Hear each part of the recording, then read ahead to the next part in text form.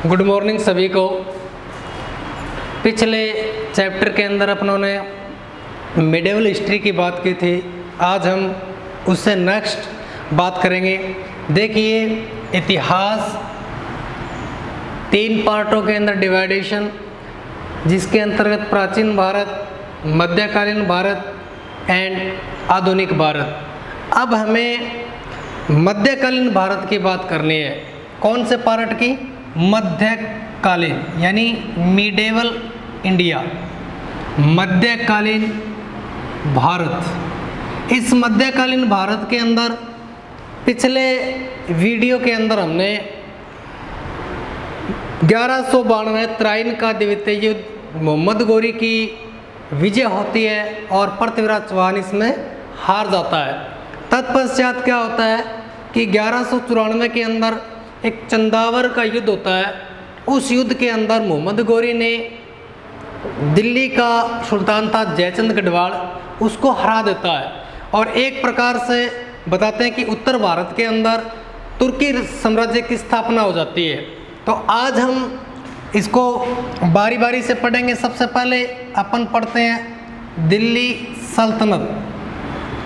दिल्ली सल्तनत, दिल्ली सल्तनत का इतिहास, यानी भारत में तुर्की साम्राज्य की स्थापना। अब तुर्की साम्राज्य की स्थापना की अगर अपन बात करते हैं तो भारत के अंदर जो तुर्क आए थे, इससे पहले भी तुर्क आए थे। अगर अपन बात करें तो 712 ईस्वी के अंदर, 712 ईस्वी के अंदर एक व्यक्ति था मोहम्मद बिन कासिम। मोहम्मद बिन कासिम बताते हैं कि 712 ईस्वी के अंदर मोहम्मद बिन कासिम भारत के ऊपर अटैक करता है। ऐसा बताया जाता है कि इसने भारत का एक क्षेत्र था सिंध प्रदेश, और सिंध प्रदेश की राजधानी हुआ करती थी अल्लोराव। देखिए, सिंध की कैपिटल थी अल्लोराव। और रावर का युद्ध होता है, रावर का युद्ध। इस रावर के युद्ध में सिंध का जो राजा था दाहिर, सिंध के राजा दाहिर को ये पराजित कर देता है। देखिए, 712 ईस्वी मोहम्मद बिन कासिम सिंध प्रदेश के ऊपर आक्रमण करता है। सिंध प्रदेश की राजधानी थी अल्लोराव, और युद्ध का नाम अगर एग्जाम में पूछे तो रावर का युद्ध। और रावर के युद्ध में किसे पराजित कर देता है? दाहिर को। दाहिर को ये पराजित कर देता है और बताते हैं कि इस युद्ध में एक प्रकार से सिंध के ऊपर मोहम्मद बिन कासिम का अधिकार हो जाता है। देखिए, मोहम्मद बिन कासिम पहला व्यक्ति था जिसने भारत में जजिया कर लगाया था। देखिए, जजिया एक कर हुआ करता था जो कि हिंदुओं के ऊपर लगता था। जो गैर मुसलमान होते थे उनके ऊपर जजिया कर लगता था। ये भारत में सबसे पहले मोहम्मद बिन कासिम ने लगाया था। इसके बाद मुग़ल पीरियड के अंदर औरंगजेब भी लगाएगा। तो आपसे अगर एग्जाम में पूछे कि जजिया कर लगाने वाला प्रथम व्यक्ति कौन था, तो मोहम्मद बिन कासिम था। इस युद्ध की घटना अगर देखें तो बताते हैं कि जो राजा दाहिर था, इसकी सेना ने मोहम्मद बिन कासिम की सेना को लूट लिया था, और इसी के कारण मोहम्मद बिन कासिम ने इसके ऊपर अटैक किया था। दूसरा अगर अपन देखें आक्रमणकारी, तो वो था मोहम्मद गजनवी। मोहम्मद गजनवी ने भी भारत के ऊपर आक्रमण किया था।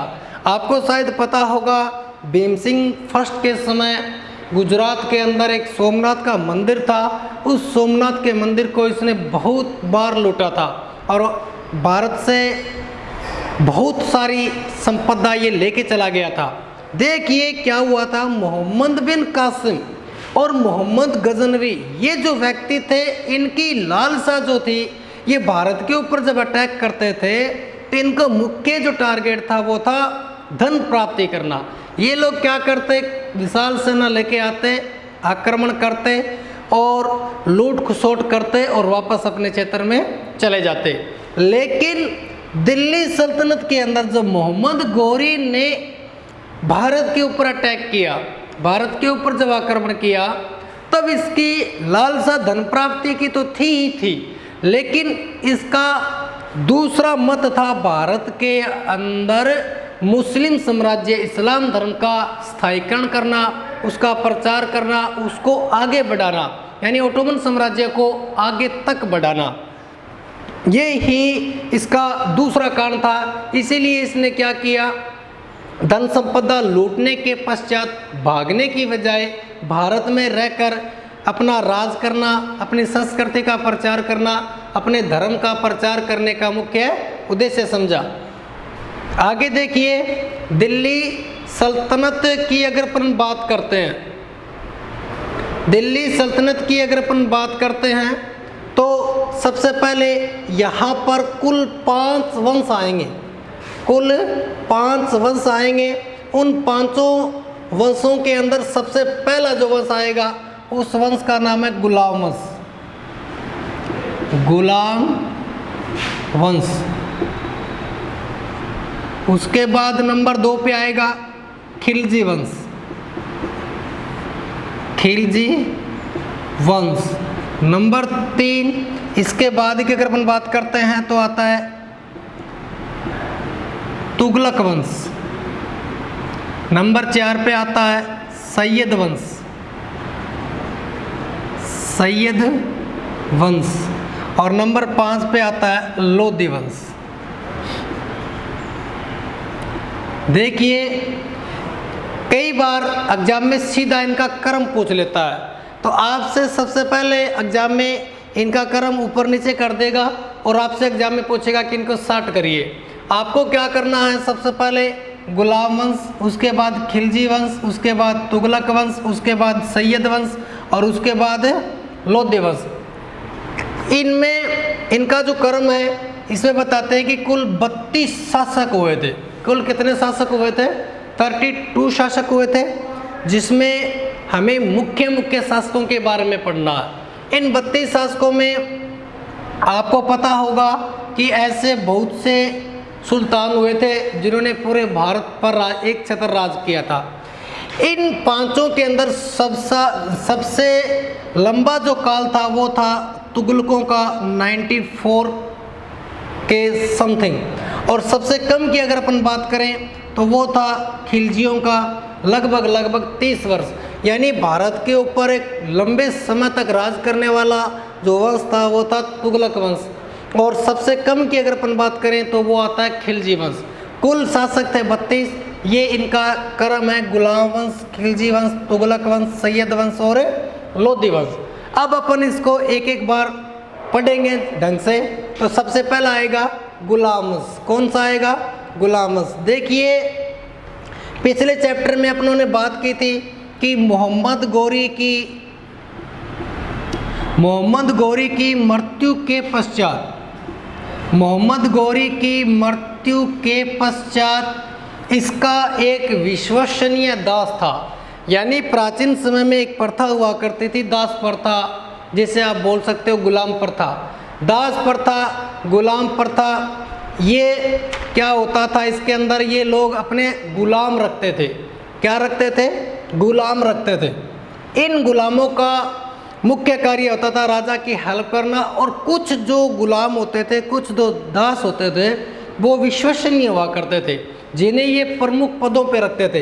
तो मोहम्मद गौरी की मृत्यु के बाद भारत के अंदर लाहौर कुतुबुद्दीन ऐबक इसका विश्वसनीय दास हुआ करता था। यानी मोहम्मद गौरी की मृत्यु के पश्चात इसका विश्वसनीय जो गुलाम था, इसका दास था, वो था कुतुबुद्दीन ऐबक। और कुतुबुद्दीन ऐबक ने मोहम्मद गौरी के सपने को साकार करने के लिए लाहौर से सत्ता स्थापित की। लाहौर वर्तमान में पाकिस्तान के अंदर है, लेकिन ये उस समय भारत का हिस्सा हुआ करता था। लाहौर से सत्ता स्थापित करता है। अब अपन पढ़ेंगे कुतुबुद्दीन ऐबक के बारे में। ये गुलाम वंश का शासक है। इसके एक एक फैक्ट पढ़ने हैं अपने को। देखिए, पहला शासक कुतुबुद्दीन ऐबक। कुतुबुद्दीन ऐबक। कुतुबुद्दीन ऐबक। सबसे पहले इसके फैक्ट्स पढ़ेंगे। देखिए एग्जाम में क्या होता है, आपसे सीधा प्रश्न पूछेगा कि गुलाम वंश का संस्थापक कौन था, मोहम्मद गौरी के बाद उसका उत्तराधिकारी कौन बना। कॉम्पिटिटिव एग्जाम में भी इस प्रकार के क्वेश्चन यहाँ से बनते हैं। तो कुतुबुद्दीन ऐबक सबसे पहला, अगर क्वेश्चन की अगर अपन बात करें तो 1206 में कुतुबुद्दीन ऐबक ने गुलाम वंश की स्थापना की। गुलाम वंश की स्थापना की। यानी अगर अपन एक तरफ से देखें तो भारत में तुर्की साम्राज्य की स्थापना 1206 मानी जाती है और जिसका एंड होगा 1526 पानीपत के युद्ध के साथ। तो 1206 गुलाम वंश की स्थापना। नंबर 2, ये कुतुबी वंश से था। कुतुबी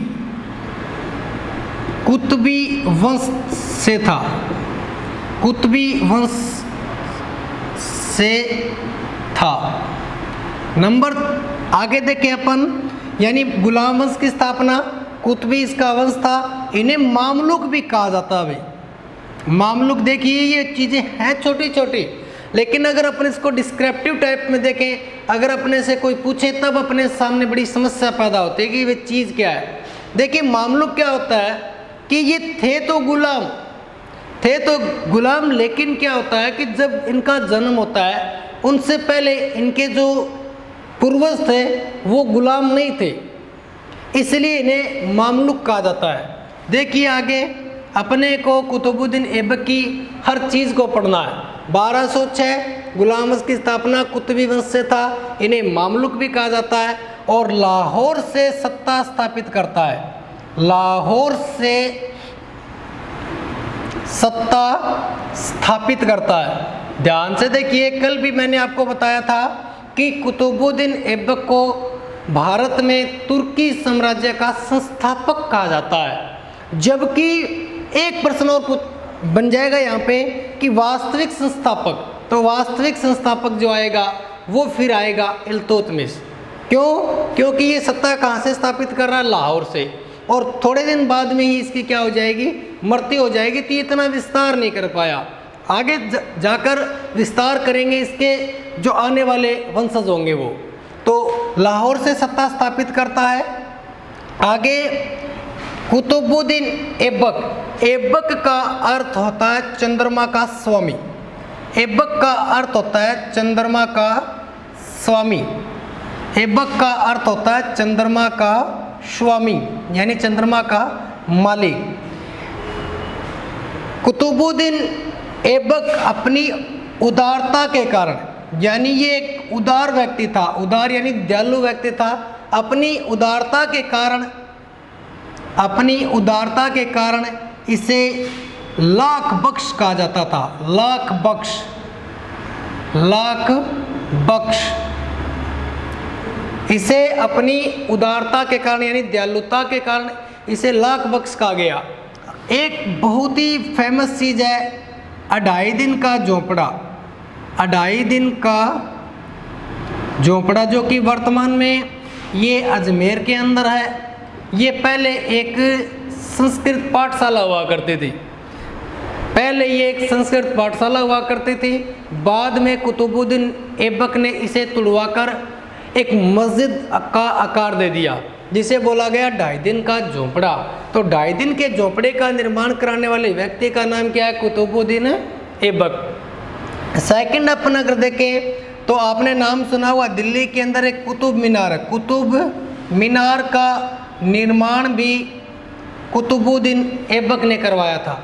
यानी 2.5 दिन के झोंपड़े का निर्माण, कुतुब मीनार का निर्माण, और दिल्ली के अंदर एक मस्जिद है कुव्वतुल उल इस्लाम। उस मस्जिद का निर्माण भी कुतुबुद्दीन ऐबक ने करवाया था। इसके बाद में अगर अपन देखें, यहाँ लिख देता हूँ मैं, दिल्ली के अंदर 7 नगर है। दिल्ली के अंदर इस ज़माने के अंदर 7 नगर थे। 7 नगरों में से पहला जो नगर था जिसे किला ए पिथौरा कहा जाता था, 7 नगरों में से पहला जो नगर था, 7 नगरों में से पहला जो नगर था वो किसने बनाया था? कुतुबुद्दीन ऐबक ने बनवाया था। किसने बनवाया था? कुतुबुद्दीन ऐबक ने बनवाया था। देखिए आगे क्या होता है, 7 नगरों में से पहला नगर जिसे किला ए पिथौरा कहा जाता है, इसे हाथियों का दान देने के कारण, ये बताते हैं कि कुतुबुद्दीन ऐबक हाथियों का दान करता था। हाथियों का दान देने के कारण इसे महापीलुपति कहा जाता था। महापीलुपति कहा गया। हाथियों का दान देने के कारण इसे क्या कहा गया? महापीलुपति। इसे हातिम द्वितीय भी कहा जाता है। हातिम द्वितीय भी कहा जाता है। हातिम द्वितीय भी कहा जाता है। ऐसा बताते हैं कि 1210 में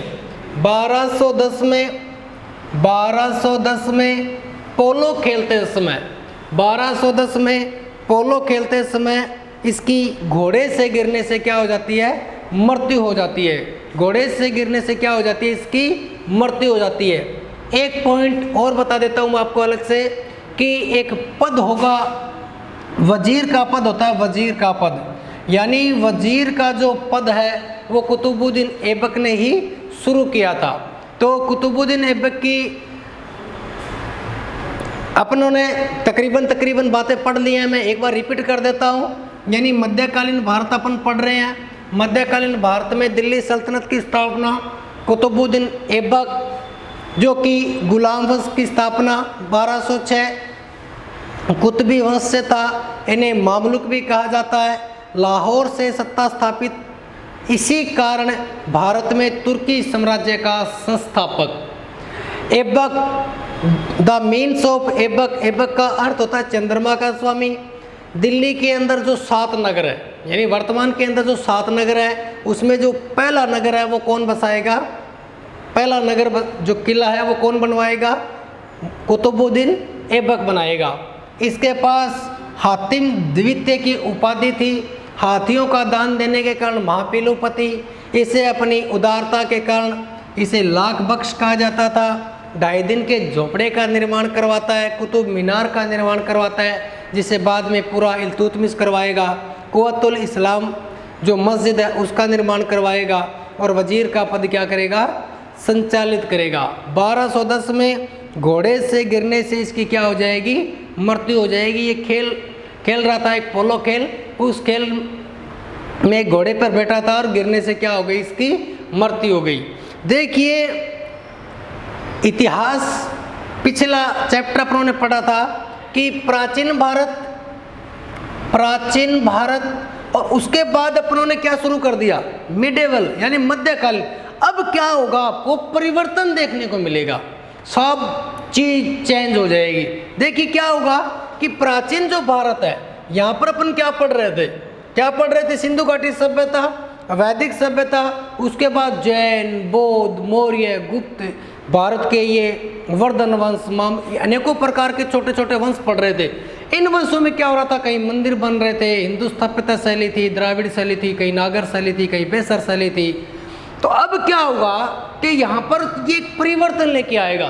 पिछले चैप्टर में अपने बात ही की थी कि हिस्ट्री क्या है, इतिहास क्या अपने आप में परिवर्तन लेके आता है। और इसी परिवर्तन देखना आप, यानी प्राचीन भारत के अंदर जो चीज़ें बन रही थी, अब उन चीज़ों के अंदर क्या आएगा?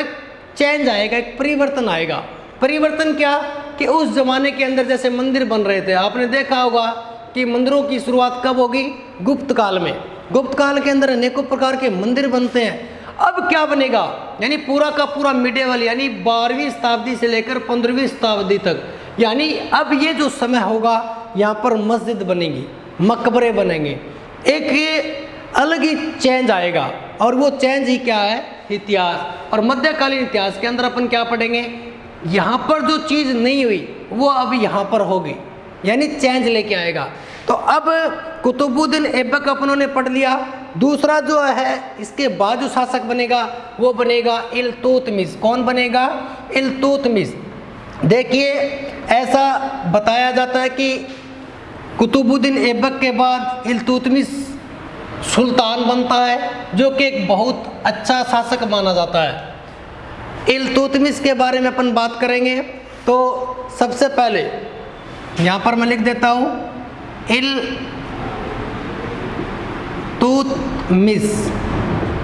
इल्तुतमिश की अगर अपन बात करते हैं तो इसका जो कार्यकाल था वो था 1211 से 1253, यानी इल्बरी वंश। कुतुबुद्दीन ऐबक जो था ये इल्बरी वंश से था। इल्तुतमिश कौन से वंश से था? इल्बरी वंश से। देखिए आपको ज़्यादा कंफ्यूज होने की ज़रूरत नहीं है। वहाँ अपन कुतुबुद्दीन ऐबक पढ़ रहे थे कुतुबू, तो वहाँ से कुतुबी वंश, यहाँ से इल्तुतमिश तो इल्बरी वंश।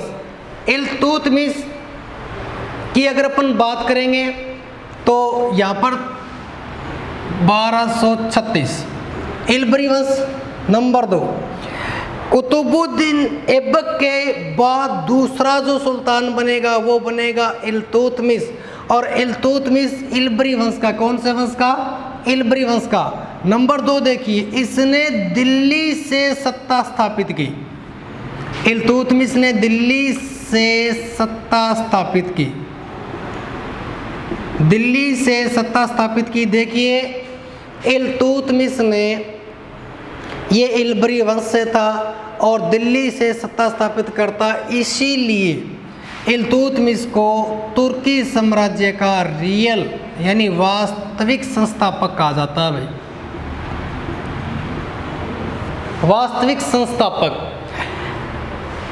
इल्तुतमिश, इल्बरी वंश, दिल्ली से सत्ता स्थापित और वास्तविक संस्थापक। अब क्या होगा आगे?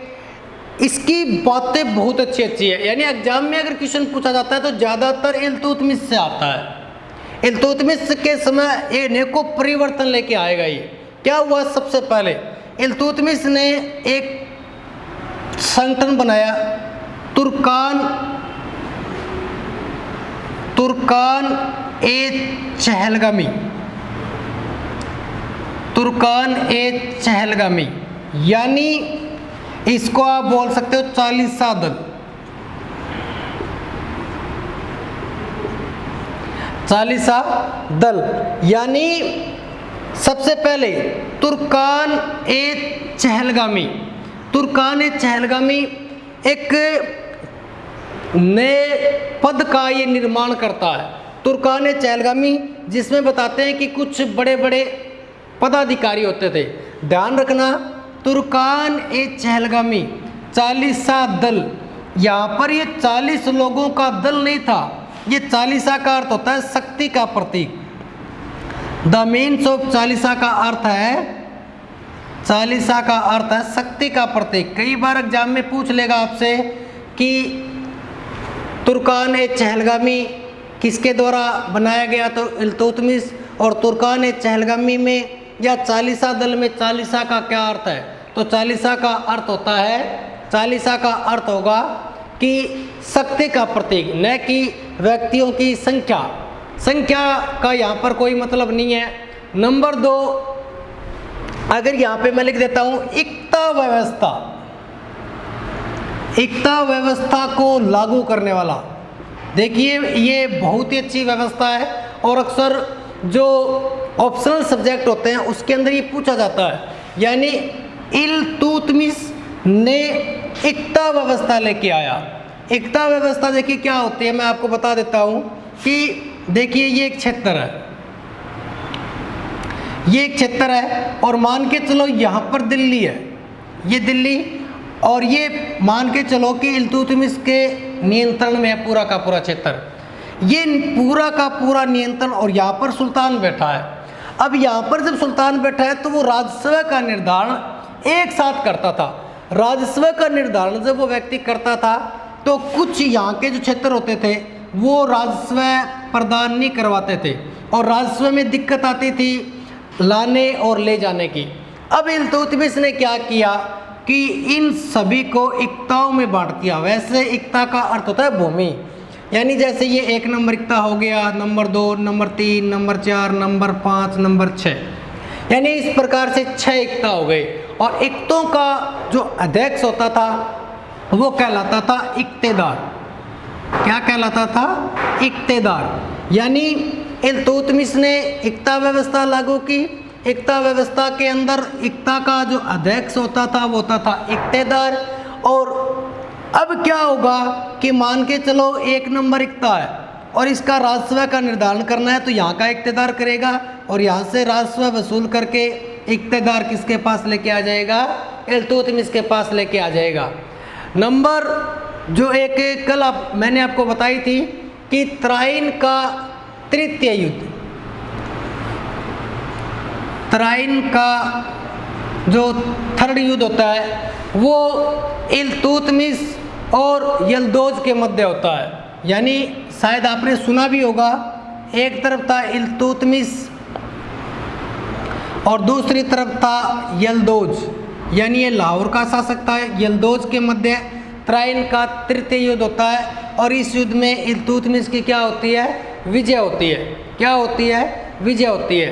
देखिए इल्तुतमिश के समय, इल्तुतमिश के समय एक आक्रमणकारी था चंगेज का। आपने इसका नाम सुना होगा, इतिहास में बड़ा ही फेमस नेम है ये चंगेज का, जो कि अपने आप को खुदा का कहर, खुदा का कहर, हिस्ट्री में ये प्रश्न पूछा जाता है अक्सर एग्जाम में कि जैसे अलग अलग शासक होंगे, अलग अलग आक्रमणकारी होंगे, कोई किसी के समय, कोई किसी के समय। जैसे चंगेज खान ने किसके समय आक्रमण किया? इल्तुतमिश के समय। यानी इल्तुतमिश के समय चंगेज खान ने जब दिल्ली को लूटा तो चंगेज खान जो है उसे खुदा का कहर, खुदा का अभिशाप कहा जाता है। इसने क्या किया था? चीन की दीवार, चीन की दीवार जिसका निर्माण सी हवांगटी के द्वारा करवाया गया था, चीन की दीवार को भी इसने तोड़ दिया था। किसने? चंगेज खान ने। बताते हैं कि चीन की दीवार को भी इसने क्या कर दिया था? तोड़ दिया था।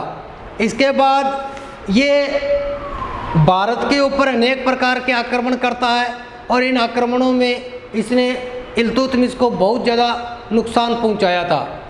ऐसा बताया जाता है कि इल्तुतमिश की न्याय व्यवस्था, देखिए बड़े गौर करने वाली बात है, ये जितने भी शासक होंगे, यानी दिल्ली सल्तनत के जितने भी शासक हैं, उन सभी शासकों में इल्तुतमिश की न्याय व्यवस्था बड़ी कमाल की थी। यानी सबसे दी बेस्ट की अगर अपन न्याय व्यवस्था की बात करें तो इल्तुतमिश की थी। ऐसा बताया जाता है कि इल्तुतमिश के घर के बाहर, यानी जो दरवाज़ा होता था उसके बाहर एक शेर की मूर्ति थी और इस शेर की मूर्ति के अंदर एक बड़ी घंटी लगा दी जाती थी। तो जब भी कोई फरियादी रात का समय होता या दिन का समय होता तो उस घंटी को बजा देने से इल्तुतमिश को पता चल जाता था और फरियादी की तुरंत मांग पूरी होती थी। और दिन का अगर समय होता तो दिन के समय में ऐसा बताया जाता है कि अगर कोई फरियादी है, अगर वो लाल रंग के कपड़े पहन के आएगा, यानी दिन में अगर कोई फरियादी जाएगा और लाल रंग के कपड़े पहन के जाता है तो इल्तुतमिश को ये दूर से पता चल जाता था कि जिस व्यक्ति ने लाल रंग के कपड़े पहन रखे हैं वो कोई फरियादी है और वो फरियाद लेके आया है, तो उसकी तुरंत सुनवाई होती थी। यानी विश्व के अंदर इल्तुतमिश की न्याय व्यवस्था की दात मिलती है। यानी विश्व के अंदर इल्तुतमिश की न्याय व्यवस्था को बहुत अच्छा माना गया है। यानी रात का समय तो आप घंटी बजा सकते हो, आपकी तुरंत सुनवाई होती है। अगर दिन का समय होता है तो आप लाल रंग के कपड़े पहन के जा सकते हो। इसके बाद जो नेक्स्ट शासक बनेगी रजिया सुल्तान। रजिया सुल्तान बताते हैं कि इल्तुतमिश की मृत्यु के बाद वो रेड कलर के कपड़े पहन के गई थी तब लोगों को पता चल गया कि भी रजिया सुल्तान कोई ना कोई फरियाद लेके आई है। इसके बाद इल्तुतमिश ने 2 प्रकार के सिक्के चलाए थे। एक चांदी का सिक्का